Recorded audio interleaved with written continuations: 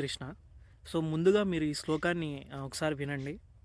లంకాయాం శాంకరీదేవి కామాక్షి కంచికాపురి ప్రద్యుమ్నే శృంఖలాదేవి చాముండే క్రౌంచపట్టనే అలంపూరి జోగులాంబ శ్రీశైలే భ్రమరాంబిక కొల్హాపురి మహాలక్ష్మి మాహూర్యే ఏకవీరిక ఉజ్జయిన్యాం మహాకాళి పీఠికాయాం పురుహూతిక ఓడ్యానే గిరిజాదేవి మాణిక్య దక్షవాటిక హరిక్షేత్రే కామరూపి ప్రయాగే మాధవేశ్వరి జ్వాలాయాం వైష్ణవీదేవి గయా మాంగళ్య గౌరిక వారణాస్యాం విశాలాక్షి కాశ్మీరేతు సరస్వతి.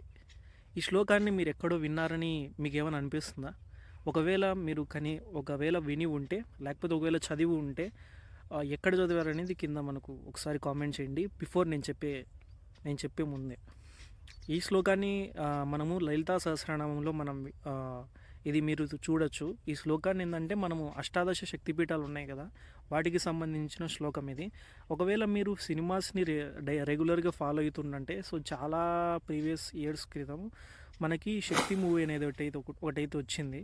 సో శక్తి మూవీ మనకు జూనియర్ ఎన్టీఆర్ గారు నటించడం జరిగింది కదా. సో దాంట్లో ఈ శ్లోకాన్ని ఒకసారి జూనియర్ ఎన్టీఆర్ గారు చెప్తారనమాట. సో ఒకవేళ మనకి సినిమా సెన్స్ కనుకుంటే చాలామందికి ఆ సీన్ అయితే ఐడియా వస్తుందని నేనైతే అనుకుంటున్నాను. సో మనం కూడా వీటిని తెలుసుకోవాలన్నమాట. చిన్నప్పుడు ఏంటంటే మాకు రెగ్యులర్గా మేము ఆల్మోస్ట్ 4th క్లాస్ అలా చదివేటప్పుడు స్కూల్కి వెళ్ళి వచ్చిన తర్వాత మా అమ్మమ్మ గారు ఏం చేసేవారంటే, మా అమ్మ కానీ అమ్మ కానీ ఈవినింగ్ వచ్చేస్తాం కదా, 4:35 అలా ఇంటికి వచ్చేస్తాము. వచ్చిన తర్వాత ఫ్రెష్గా స్నానం చేయించేస్తారు. స్నానం చేసిన తర్వాత గుడికి తీసుకెళ్తారు. సో గుడికి ఖచ్చితంగా తీసుకెళ్ళి గుళ్ళో కూర్చోబెట్టి అసలు గోవిందనామాలు విపరీతంగా ఆ రోజు చిన్నప్పుడు చాలా చదివేవాళ్ళము. అలాగే రెగ్యులర్గా ఇది మా అమ్మమ్మ నేర్పించేదన్నమాట. సో రెగ్యులర్గా ఇది చదివిపించేది. అందుకే ఇప్పటికి కూడా ఇంకా నోటెడ్ అయితే ఉందన్నమాట అది. ఎందుకంటే తెలుసుకోవాలి, ఇలాంటి విషయాలు మనం తెలుసుకోలేకపోవడం వల్లనే మనం నెక్స్ట్ జనరేషన్కి మనం ఏం నేర్పిస్తున్నాం అనేది మనం మిస్ అవుతాము. సో కాబట్టి మీరు కూడా ఈ వీకెండ్ కల్చరు, ఈ పార్టీ కల్చర్, ఇవి మనకి ఈ సాఫ్ట్వేర్ వచ్చిన తర్వాత అవన్నీ అటాచ్ అయిపోయాయి. సో ఎంజాయ్ చేయండి. ఎంటర్టైన్మెంట్ అనేది ప్రతి ఒక్కరికి ఉండాలి, అది తప్పని చెప్పట్లేదు. సో వాటిని కొద్దిగా మార్చుకోండి. అంటే కొన్ని విషయాలు ఇలాంటి విషయాలు రెగ్యులర్గా వెళ్తూ ఉండండి టెంపుల్స్కి. మీకు కొద్దిగా పీస్ ఆఫ్ మైండ్ అయితే దొరుకుతుంది. ఫుల్గా ఫ్రస్ట్రేషన్ లెవెల్లో మీరు వస్తారు వీకెండ్లో. డైలీ ఫ్రస్ట్రేట్ అవుతారు. కొన్ని సిచ్యువేషన్స్ వల్ల మీ మైండ్ రిలాక్స్ అవ్వదు.